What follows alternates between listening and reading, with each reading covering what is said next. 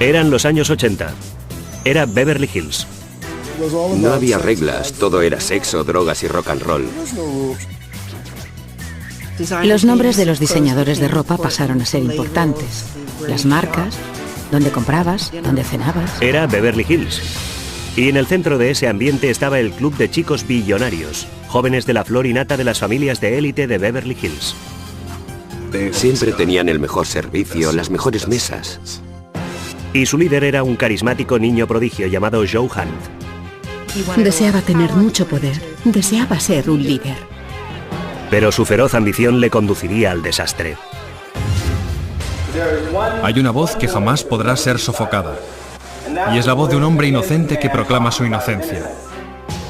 La codicia por el dinero de un pez gordo de Beverly Hills empieza con el engaño y lleva a una mortal desesperación. Esta noche en Poder, Privilegio y Justicia.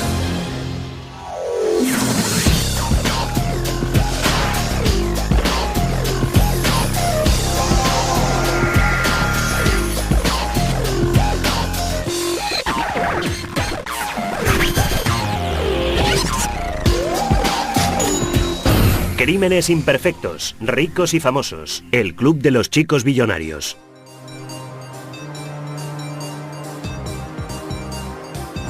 Bienvenidos a Beverly Hills, ya han llegado.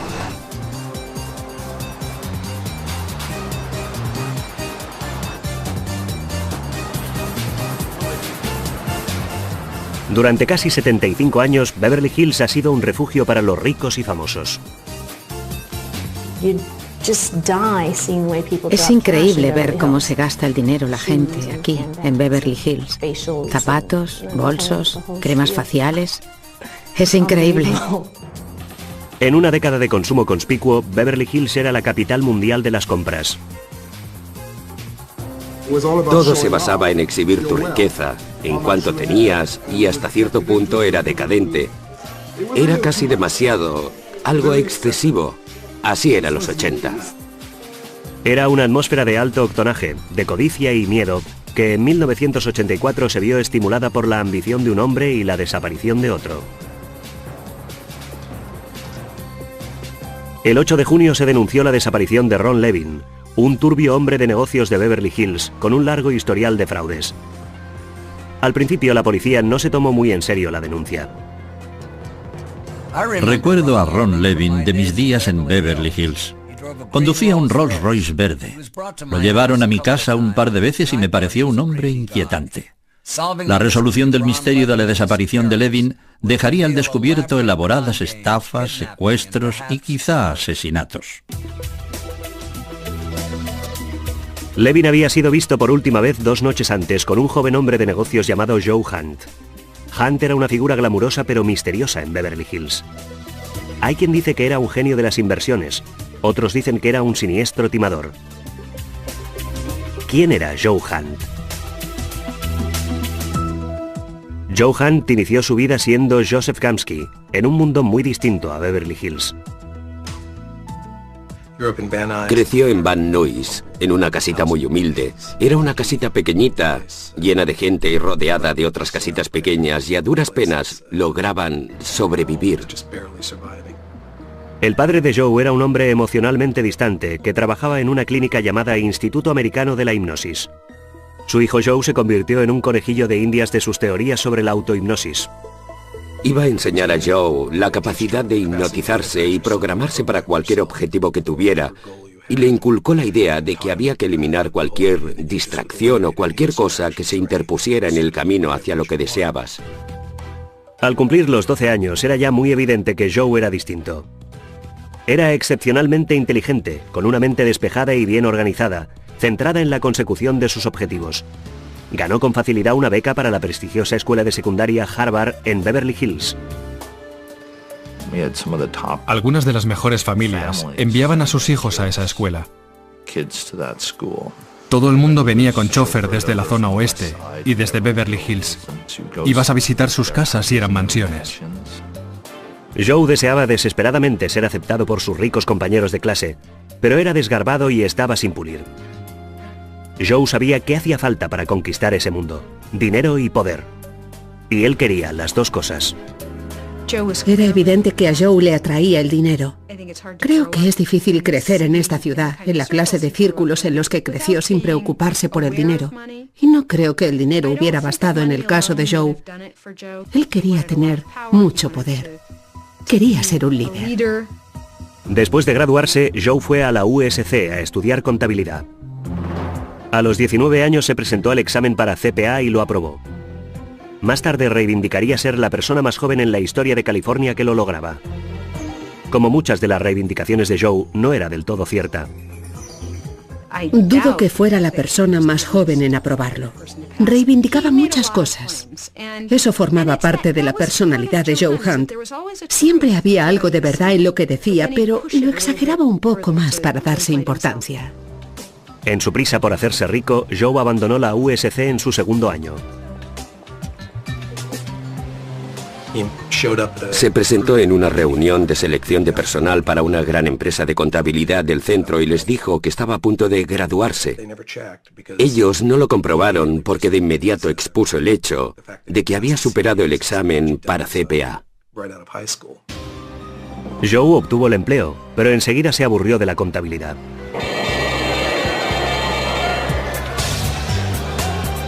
En 1981, Joe llegó a la Bolsa Mercantil de Chicago para hacer fortuna. Cuando Joe fue a Chicago, hizo su entrada con una gran seguridad en sí mismo y con toda la chulería de que era capaz, creyendo que con su cerebro y con sus escasos conocimientos iba a arrasar en el mercado de los artículos de consumo. En realidad, el de los artículos de consumo es un mercado arriesgado, incluso para la gente que sabe lo que se hace. Y Joe no tenía ni idea de lo que estaba haciendo y perdió todo el dinero que había intentado invertir. Joe necesitaba cubrir sus pérdidas y las reglas no importaban. Reclutó inversores y empezó a invertir su dinero. No poseía licencia para gestionar un grupo de inversiones, pero procedió a crearlo igualmente. Y cuando la noticia llegó a oídos de las autoridades de la Bolsa Mercantil de Chicago, Joe cometió el grave error de primero tratar de engatusar, luego intimidar y finalmente enfrentarse al vicepresidente de la Bolsa Mercantil, lo que le llevó al punto de la destrucción total. Fue expulsado de inmediato de la bolsa. He conocido a muchos hombres como Joe. Los grandes contratiempos no les perturban, nunca tienen la culpa de nada y el fracaso solo les hace más audaces. Así que Joe lió el petate y regresó a Beverly Hills con grandes planes. Después de la pausa, Joe Gamsky se convierte en Joe Hunt y regresa a Beverly Hills con la intención de hacer su agosto.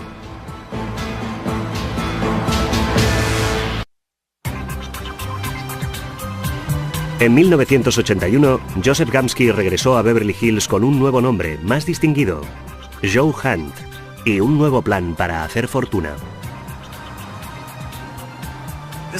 El muchacho en realidad tenía solo dos cosas a su favor, su ambición y sus amigos ricos de la escuela, e ideó un plan que pondría ambas cosas en juego. Joe decidió crear un club de inversiones. Sus amigos proporcionarían el capital y Joe, como líder, usaría su dinero para negociar con artículos de consumo. Le puso el nombre de BBC. El nombre BBC estaba inspirado en un restaurante de Chicago que se llamaba el Bombay Bicycle Club y era un local que a Joe Hunt le gustaba frecuentar. Así que cuando vinieron aquí y empezaron a formar el grupo, lo llamaron BBC por ese restaurante de Chicago. Luego, humorísticamente, llegó a conocerse como el Club de los Chicos Billonarios.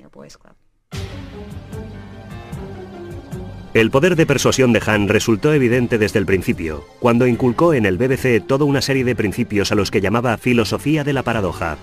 La filosofía de la paradoja es, en realidad, una forma de justificar todo lo que haces. Reducida a su forma más simple es, el fin justifica los medios, sin miramiento alguno. A los primeros que reclutó Joe fue a sus excompañeros de estudios Dean Carney y Ben Dosti. Pronto le siguieron otros. Todos procedían de familias ricas y ninguno tenía idea de cómo apañárselas por su cuenta. Ricos, mimados e inseguros. Eran perfectos para Joe. Casi parecía como el salvador de todos. Quiero decir que tenía ese don especial. A todo aquel que llegaba a conocerle, le causaba la impresión de ser la persona con la que deseaba estar, la que podía ayudarle a alcanzar sus objetivos, tanto si eran financieros como personales. Joe era como una roca. En el otoño de 1982, dos excompañeros de estudios más se unieron al BBC, Tom y David May. Los hermanos May eran herederos de la fortuna de la compañía May y se unieron a ese club de chicos billonarios para creer que habían logrado algo por su cuenta, en lugar de que se lo sirvieran en bandeja de plata. Con los dos hermanos May a bordo, empezaron a llover aún más miembros y más dinero. Al principio, tuvieron mucho éxito a la hora de reunir dinero, y esa era la verdadera importancia de los jóvenes que Joe trajo al grupo, que tenían contactos, y sus contactos estaban profundamente enraizados en la comunidad. Consiguió penetrar en ese círculo, Beverly Hills, Bel Air. Todo fue en aumento progresivo. Joe abrió una cuenta comercial en la prestigiosa firma Cantor Fitzgerald y empezó a comprar y vender artículos de consumo de alto riesgo. Estaba seguro de que no podía perder, y al principio no lo hizo. Joe empezó en Cantor Fitzgerald y de hecho tuvo éxito. En muy poco tiempo Joe tenía en definitiva aproximadamente un par de millones de dólares en sus cuentas de inversiones. Joe pronto alquiló para el BBC una costosa serie de oficinas en el edificio Wells Fargo, en el corazón de Beverly Hills. Gastó miles y miles de dólares en asegurarse de que él y los demás miembros del grupo parecían y actuaban como peces gordos. Cenas caras en Spago, trajes de Armani de $4.000 y coches deportivos alemanes. Quería que todo el mundo le viera como la persona triunfadora que él se consideraba. Quería que la gente creyera que había logrado un gran éxito, que era todo un personaje. Se convirtieron en un grupo fácilmente identificable. Aparecían en los sitios vestidos iguales o bien con trajes de ejecutivo o con smoking si acudían a algún evento de gala. La gente sabía que estaban relacionados con familias muy acaudaladas. Ellos sabían cómo sacarle partido. Iban impecablemente vestidos con trajes de diseñadores, poseían coches caros de los últimos modelos, llevaban relojes Rolex, lucían todos los atavíos necesarios para impresionar. El BBC intentó crear un negocio para adaptar los coches de lujo europeos a los criterios estadounidenses, pero los beneficios pasaron a ser menos importantes que el placer. Poseían una flota de coches. De hecho, compraron un montón de turismos BMW de la serie 700 que se suponía tenían que modificar y vender, pero les gustaba tanto conducirlos que se convirtieron en la flota del BBC y en el proceso añadieron un par de Mercedes y un Rolls Royce. Una de las secretarias de BBC me describió lo que esos muchachos hacían en realidad, diciendo que se ponían el traje de ejecutivo de papá y venían a jugar a las oficinas. Y creo que esa era una descripción muy acertada. Teniendo a sus inversores felices, Joe continuó corriendo grandes riesgos en el mercado. Hacía apuestas o colocaba dinero en inversiones que a largo plazo habrían proporcionado generosos beneficios, pero nunca conseguía reprimirse y gestionar el dinero para realizar una operación inversora eficaz. Siempre quedaba en una situación tan desventajosa en los márgenes que si en cualquier momento se producía el más ligero desliz, quedaba al descubierto y constantemente se tropezaba con ese problema. El dinero con el que Joe Hahn jugaba era real, y empezó a perder mucho en el mercado de los artículos de consumo. Pronto se vio utilizando dinero de nuevos inversores para pagar a otros inversores y crear la ilusión de que estaban ganando dinero. La gente le estaba entregando miles y miles de dólares, los ahorros de toda una vida. Cogían todo el dinero que tenían y le decían: toma Joe, eres el mejor, tú puedes lograrlo, confiamos en ti sin reservas. Estuvo ganando dinero durante una temporada, después dejó de ganarlo y continuó pagando como si obtuviera beneficios, lo convirtió en un esquema piramidal. El negocio de Joe se había convertido en un castillo de naipes. Joe Hahn era de los que se creían sus propios cuentos, pero tenía que saber que su elaborada estafa no podía seguir así eternamente sin un gran ajuste de cuentas. En la primavera de 1983, Joe conoció al hombre que cambiaría las vidas de todos los miembros del BBC. Ron Levin, de 40 años, era una figura conocida en los restaurantes y clubs de moda de Beverly Hills. Yo le veía en Le Dom, tenía una mesa, estaba constantemente allí. Recuerdo haberle visto en Spago, en el Hotel Beverly Hills, en el Polo Lounge. Levin era un hombre de negocios con una estela de planes fraudulentos a sus espaldas. Había sido arrestado varias veces por robo y fraude. Igual que Joe, creía que el secreto del éxito era la imagen. Solía decir, si tienes un Rolls y un Rolex, puedes hacer lo que quieras y ser quien quieras. Para él era así como funcionaba el mundo. Yo te robo a ti y tú le robas a otro. Cuando le estafo, te estoy dando una lección. Levin y Han vieron mucho de sí mismos en el otro. Se consideraban intrusos más inteligentes que esos niños ricos, y cuando se conocieron pensaron, vaya, aquí hay alguien con y contra quien va a ser divertido competir. Y el arte de ganar astutamente se puso en marcha desde el primer instante. De lo que Ron no se dio cuenta fue de lo decidido que estaba Joe a ganar y de hasta dónde iba a llegar. Joe necesitaba el dinero de Levin. No paró de insistirle para que invirtiera en el BBC, y al final Levin lo hizo. Para Joe Han, Ron Levin fue un sueño hecho realidad. Continuaba creyendo que si conseguía un buen pellizco de dinero para invertir en el mercado de artículos de consumo, todo saldría bien. Y en ese momento, Levin le dice, de acuerdo, me has convencido, aquí tienes $5 millones para que los inviertas en mi nombre. Levin accedió a repartir los beneficios, pero insistió en usar su cuenta en el Clayton Brokerage. Con el dinero de Levin, Joe empezó a obtener inmensos beneficios. Podía mostrar un estado de cuentas con un total de $13,5 millones. La parte de Joe iba a ser de $5 millones. Hace su entrada en la oficina con todos esos documentos de Clayton Brokerage que indican a todos los chicos que acaban de ganar $5 millones y todo va a ir a parar al BBC. Después celebra una reunión en la que asigna participaciones en los beneficios y dice a los May, muy pronto vais a recibir $800,000. Los chicos se quedaron en éxtasis. Para Joe, el pago de las comisiones llegó justo a tiempo. Para conocimiento de sus socios, Joe se había gastado casi todo su dinero en parecer un triunfador en lugar de ser realmente un triunfador. Era muy importante para Joe haber obtenido esos beneficios y poder mostrarlos a sus seguidores. Y hay que tener en cuenta que en su mayor parte se trataba de jóvenes que no necesitaban formar parte del BBC para triunfar en la vida y que no se quedarían mucho tiempo allí si no había movimiento.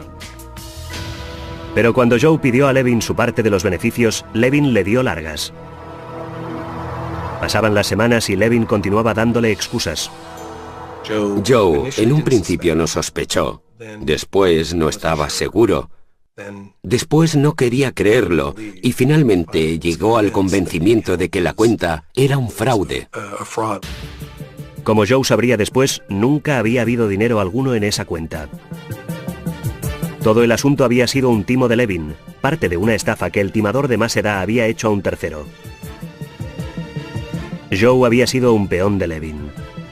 A esa altura, la situación en la que se había metido Joe requería que contara con esos $5 millones para cubrir pérdidas. Los gastos generales de BBC eran enormes. Sabía que a finales del verano de 1984 iba a necesitar una enorme inyección de efectivo, todo se iba a venir abajo.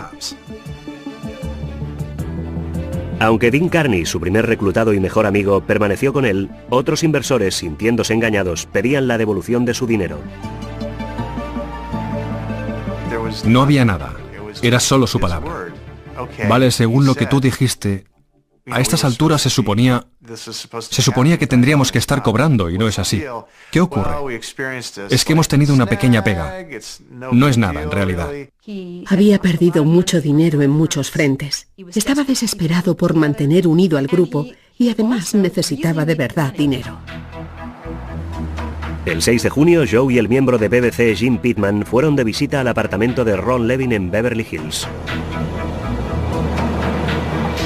Al día siguiente, Joe llegó a la oficina con un cheque de $1,5 millones de una cuenta en un banco suizo, firmado por Levin. La única forma de mantener a flote un timo así es seguir metiendo dinero. Parecía que el cheque de Ron Levin iba a salvar el club de los chicos billonarios, pero cuando Joe llevó el cheque al banco, se lo devolvieron. Joe Hunt y el timador Ron Levin habían mantenido un duelo de ingenios durante casi un año. Joe había recibido de Ron un cheque de $1,5 millones que le fue devuelto. 2 días después se denunció la desaparición de Ron Levin. Al principio la policía no se preocupó. La mayor parte de los policías les dirán en privado que detestan hacer informes de personas desaparecidas, y en el caso de un tipo sospechoso como Ron Levin, digamos que la policía no se dio prisa en encontrarle. Cuando se tomó nota de la denuncia y vimos que se trataba de Ron Levin, mi compañero y yo la miramos y dijimos, Ron ya ha vuelto a las andadas. A finales del verano, Joe se estaba quedando sin dinero y sus seguidores estaban perdiendo la fe. Aunque su mejor amigo, Dean Carney, seguía siendo leal, David May, que había perdido mucho con Joe, estaba cada vez más desilusionado. En realidad, Joe solo podía contar con Dean Carney y con un nuevo miembro, Reza Eslaminia. El padre de Reza había huido de Irán con varios millones de dólares, dinero con el que Joe y Reza planeaban quedarse. Pero sus planes estaban condenados desde el principio. Como muchos iraníes pudientes que se marcharon porque eran aliados del Shah, a su llegada a los Estados Unidos, Hedayat Eslaminia no tenía tanto dinero como cuando estaba en Irán.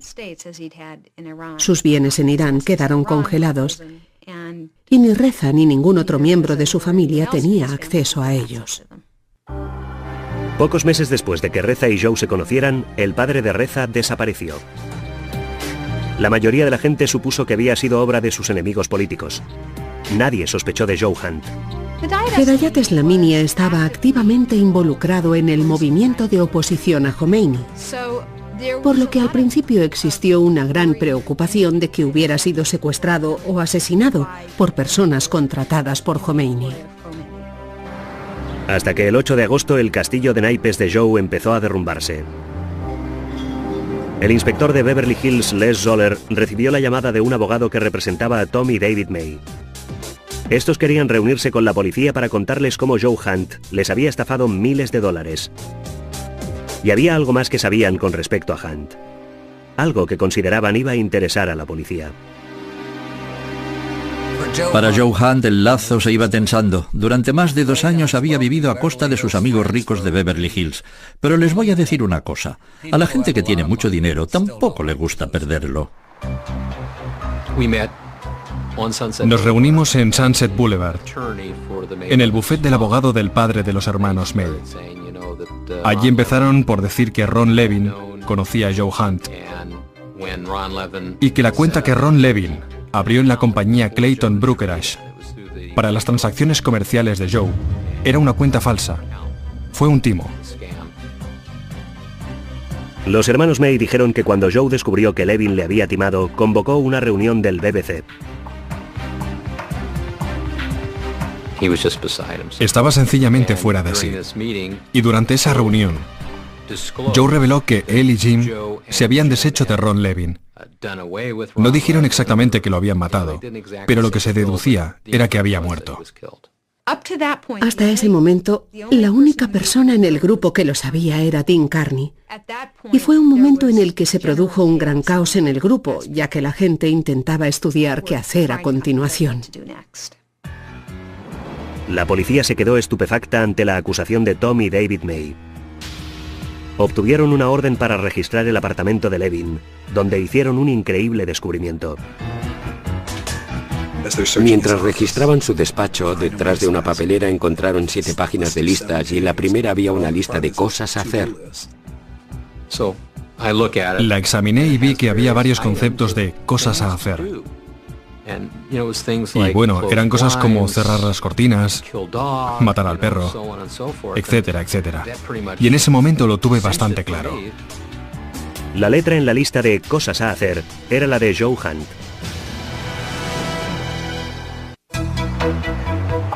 En septiembre de 1984, la policía se disponía a imputar a Joe Hunt por el asesinato de Ron Levin. En el interior del apartamento de Ron Levin habían encontrado algo sorprendente. Una lista de cosas a hacer, escrita con la letra de Joe, detallando todos los pasos del crimen. Saben, siempre parecen ser las pequeñas cosas las que delatan a los hombres importantes. ¿En qué estaba pensando Joe Hunt? Ya es bastante malo elaborar una lista así, pero dejártela en el escenario del crimen... La lista fue una prueba incriminatoria suficiente para realizar el arresto. El 22 de octubre, cuando Joe salía del garaje de su lujoso edificio de apartamentos, la policía le detuvo por el asesinato de Ron Levin. Joe se mostró arrogante y despreocupado, hasta que Zoller le enseñó la lista de cosas a hacer. Dejé una copia de las 7 páginas frente a Joe Hunt y le dije, ¿qué sabe de estas hojas? Y me di cuenta que le desaparecía el color de la cara. Cogió las páginas, las miró una por una, y las iba pasando como si leyera cada una de las palabras que había en ellas. Siguió mirando y mirando, y al final, tras haberle dado la oportunidad de examinarlas, le dije, ¿qué sabe de estas páginas? Me miró y me dijo, creo que debería ponerme en contacto con mi abogado. Hunt contrató de inmediato a uno de los abogados más caros y famosos de Beverly Hills, Arthur Barnes. Habían estado hablando con toda una serie de abogados con respecto a varios de los problemas a los que se enfrentaba Joe en aquel momento, y después volvieron a acudir a mí y me preguntaron si actuaría en su favor. Pero mientras Barnes intentaba elaborar su defensa, la policía andaba tras el miembro del BBC a quien Joe se lo había confiado todo, Dean Carney. Dean Carney estaba metido en un buen lío. Y lo que es un misterio para mí es cómo llegó Dean Carney a meterse en la situación en la que se hallaba. Era un chico de una buena familia y resultaba incomprensible que se dejara influir hasta ese punto por Joe Hunt. El 26 de noviembre, el inspector Zoller se reunió con Dean en la casa de sus padres en las colinas de Hollywood. Hizo a Dean una oferta que éste no pudo rechazar. Daban a Dean carta blanca, le ofrecían un trato que nadie podía haber imaginado y que era libertad completa. Iba a poder salir totalmente impune si testificaba. Se dio cuenta de que tenía que salir de aquello, que o bien aquello era el fin de su vida, que iba a pasar lo que le quedaba de vida en la cárcel, o delataba a su amigo Joe Hunt, y al final delató a Joe Hunt. Dean corroboró la historia que los hermanos May habían contado. Joe y el miembro del BBC Jim Pittman habían matado a Ron Levin. Después, Carney le soltó un bombazo al inspector. Le contó que Joe estaba detrás de otro asesinato.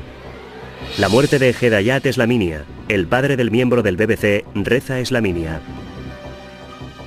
El plan era secuestrarle, llevarle al sur de California y meterle en un sótano en el que pensaban torturarle, hasta que facilitara la información sobre sus bienes. Pero según contó Dean, el plan salió terriblemente mal.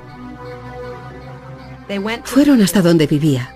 Entraron haciéndose pasar por transportistas. Llevaban una caja enorme, un baúl grande. Usaron cloroformo para dejarle fuera de combate. Le metieron en el baúl. Y después, en la parte trasera de un camión de mudanzas que habían alquilado en Los Ángeles para subir hasta allí. Probablemente murió de asfixia en el trayecto hacia el sur desde San Francisco. Eran unos cabezas de chorlito. Quiero decir que no se aprende muy pronto que cuando se captura una mariposa hay que hacer agujeros para que pueda respirar. Es algo muy básico. Dean contó a Zoller que él y Joe se habían deshecho del cuerpo en Soledad Canyon. 2 días después, Dean condujo al inspector al lugar. Miré debajo de un matorral y vi un cráneo. Y vi la parte inferior de una mandíbula, con dientes. Y esa fue la clave para identificar los restos de Hedayat Slaminia, gracias al odontograma. El 8 de diciembre de 1985, Joe Hunt fue acusado de un segundo crimen: el asesinato de Hedayat Slaminia. Los 2 cargos de asesinato conmocionaron Beverly Hills. Creo que fue un gran escándalo porque es algo que sorprende, que pudiera haber tal caos en una vida que a uno le parece tan perfecta, según los cánones de Beverly Hills. Cada vez que alguien era detenido o algo más era descubierto, prestabas más atención al tema. A pesar de su ostentación y su dinero, Beverly Hills siempre ha preferido guardar para sí sus escándalos. Pero el club de los chicos billonarios era diferente. Cuando comenzó el juicio, el bombo de los medios alcanzó nuevas cotas.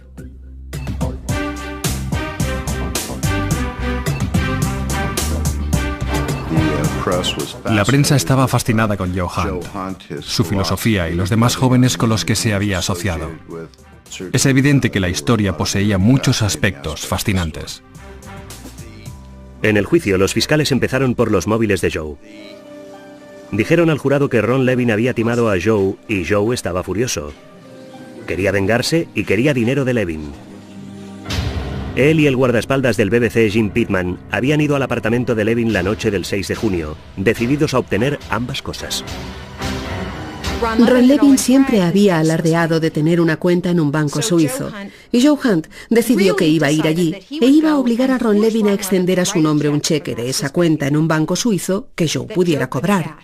Y después, una vez obtuviera el cheque, iba a matar a Ron Levin porque necesitaba ese dinero y porque no le interesaba que estuviera vivo para anular el cheque.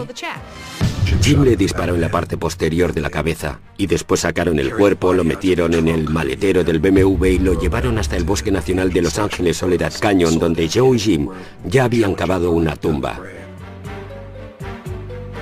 Pero a pesar de las intensas búsquedas, la policía no logró localizar el cuerpo de Levin. Cualquier referencia a la supuesta declaración del acusado. Los abogados de Joe dijeron que Levin no estaba muerto, que tras estafar al BBC, el maestro del timo sencillamente se había escabullido de la ciudad para eludir las posibles consecuencias. Tuvimos que demostrar que Ron Levin no solo había desaparecido, sino que había sido asesinado. Por lo tanto, había que evidenciar que su desaparición no había sido solo una desaparición, sino que estaba muerto. Es difícil condenar a alguien por asesinato sin tener un cuerpo, sobre todo cuando la supuesta víctima tenía tantas razones para desaparecer como Ron Levin.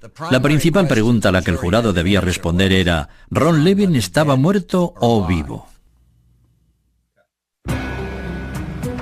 El juicio de Joe Hunt por el asesinato de Ron Levin había comenzado. En Beverly Hills no se hablaba de otra cosa. En restaurantes exclusivos, fiestas nocturnas y tras los muros de las mansiones de Beverly Hills, la gente hablaba del misterioso caso de Joe Hunt, Ron Levin y el club de los chicos billonarios. Todos tenían una teoría, pero la única teoría importante sería la que el jurado creyera.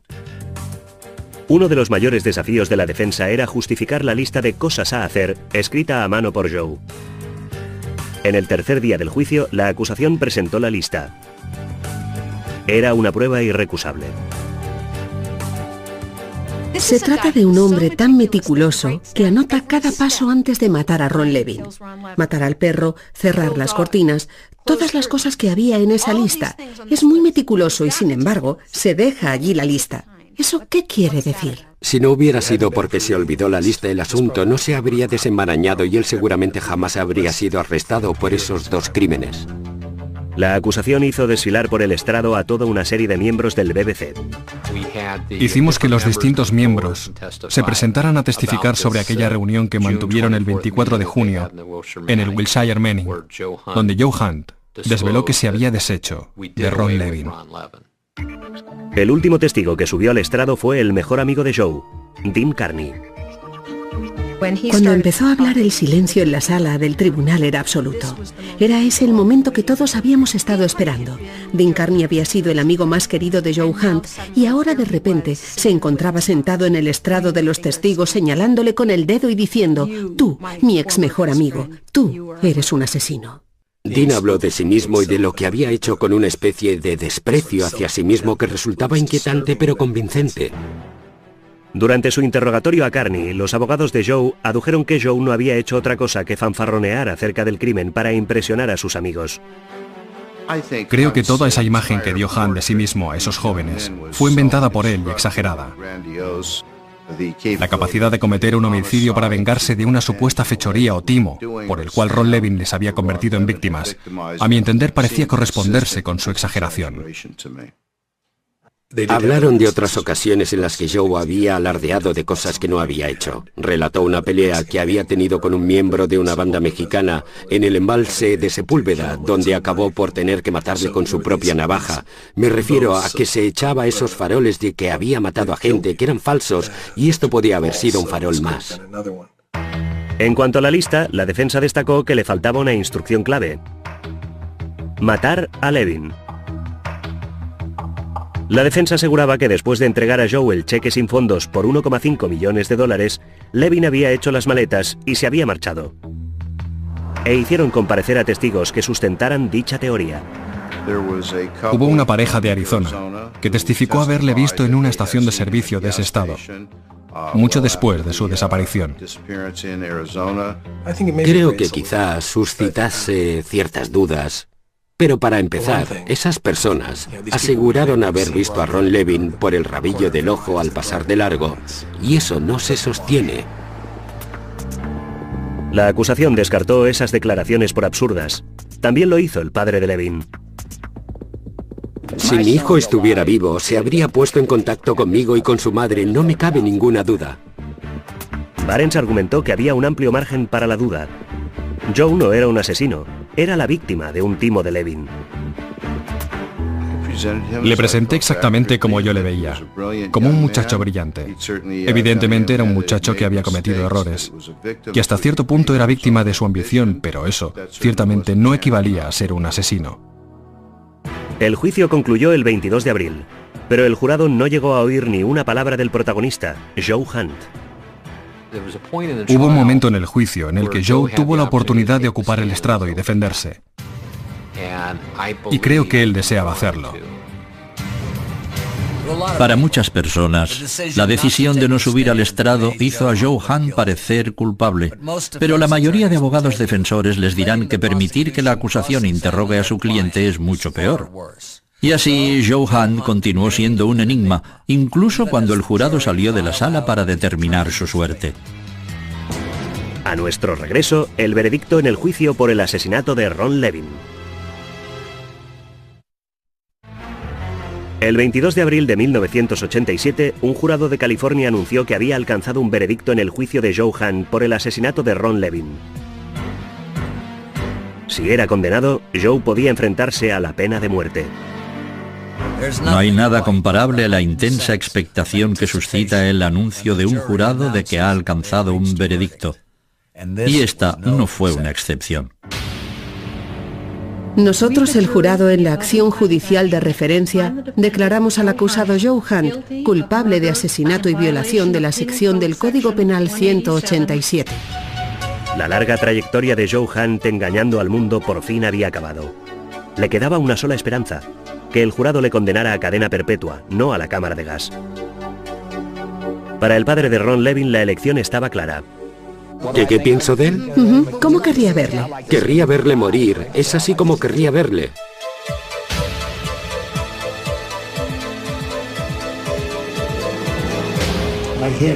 Le sentencio a cadena perpetua en prisión sin posibilidad de libertad condicional. La primera mayoría votó a favor de la muerte. El grupo que quería votar a favor de la cadena perpetua empleó el argumento de que todos los demás chicos eran prácticamente tan culpables como él, y en cambio se había liberado. El jurado dijo que se habían planteado seriamente la pena de muerte. Mi opinión personal es que a un jurado le cuesta muchísimo condenar a alguien a morir en un caso en el que no hay cuerpo. Al fin y al cabo, se presentó gente diciendo haber visto a Ron Levin. Y aunque eso lo descartamos, creo que en el fondo de su mente no paraban de pensar: ¿y sí? Pero aún no se había acabado para Joe Hunt.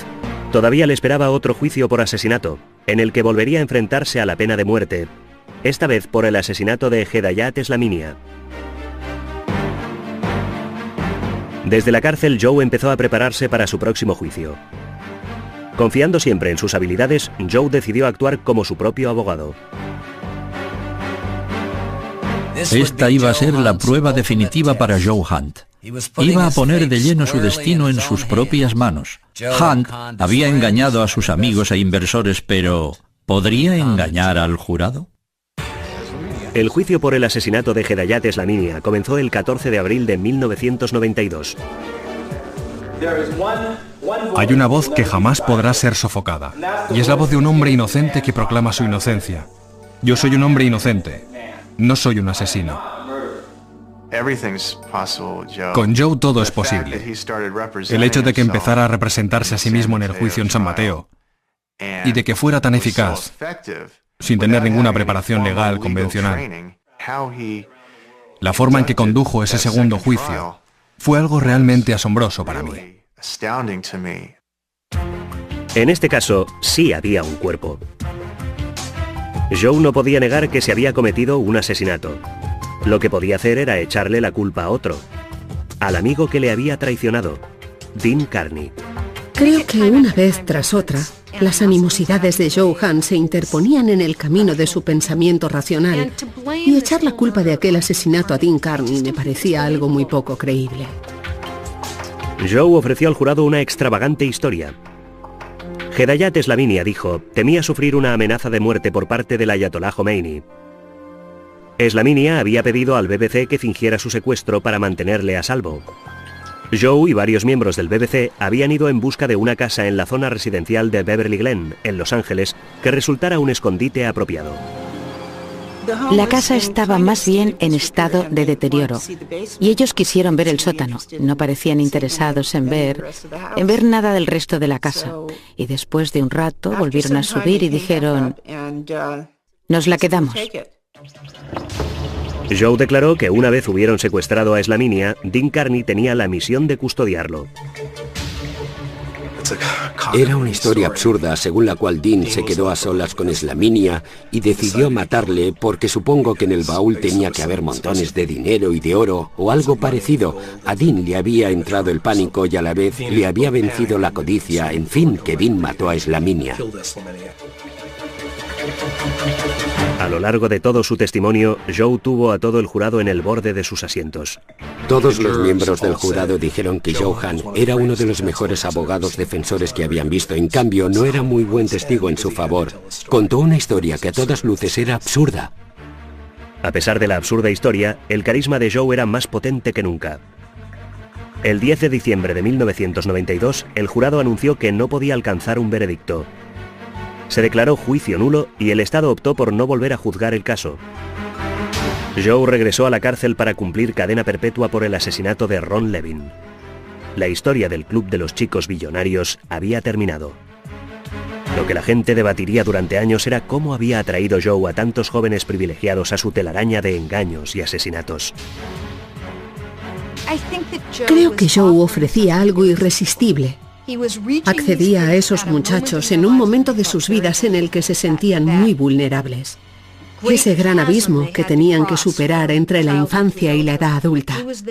Él estaba allí y les decía, mira, hay un puente, no es nada difícil, ni siquiera tienes que cambiar de tren de vida.